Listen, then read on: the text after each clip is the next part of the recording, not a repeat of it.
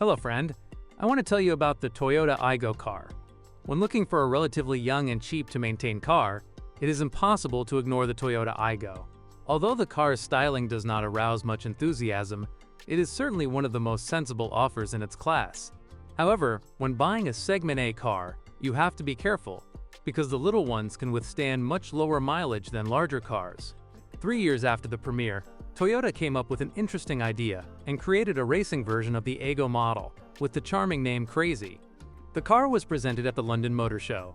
Under the hood of the car was a 1.8-liter VVTi engine with 197 HP. Thanks to its low weight, around 1,000 kg, the car accelerated from 0 to 100 km per hour in 5.7 seconds. It also had a specially stiffened suspension, more effective brakes, bucket seats, a carbon fiber spoiler, and a safety cage. City cars usually do not have a rich engine offer, and this is also the case with the Aygo. Potential customers can choose only one of 2 engines, but on the other hand, people interested in this type of car do not have high requirements. Most of them simply need a small car that will be cheap to run and will easily fit into any city alley. The choice of engine is simple: petrol or mix. Those who decide on the French diesel from the HDI family will not have it so rosy.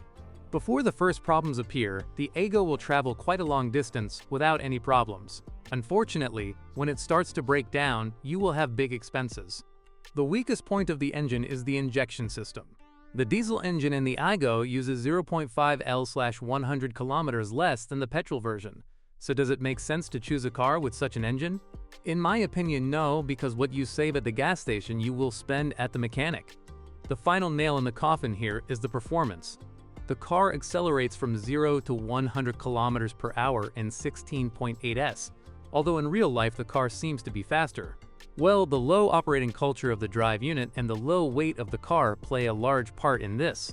Use Toyota Aygo technical data when it comes to technical data. There are no surprises here. The drive in each version is transferred to the front axle wheels. There is only one 5-speed manual gearbox to choose from. The twins from the PSA concern also offer an automated gearbox, but it is a sluggish and very failure-prone design. The front suspension of the car uses McPherson struts and a torsion beam at the rear. In the Euro NCAP crash tests, the car received a poor result of 3 stars. The clutch is also not very durable, usually lasting around 40,000 kilometers. The poor door seals are also irritating, letting water into the interior, which causes the lock inserts to fail. The car's electrics are problem-free, the only drawback being leaking and steaming rear lights. What else can you complain about? The brake discs are not durable and tend to make noise after a few thousand km.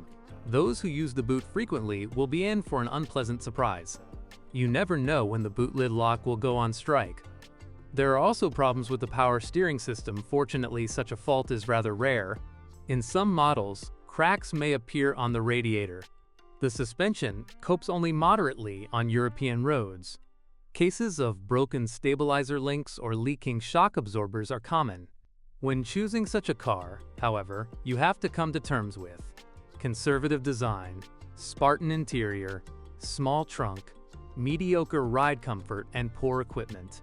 Thanks for listening to me. Don't forget to subscribe to the channel and rate my video. If you know of any problems with this car that I haven't mentioned, be sure to write about them in the comments.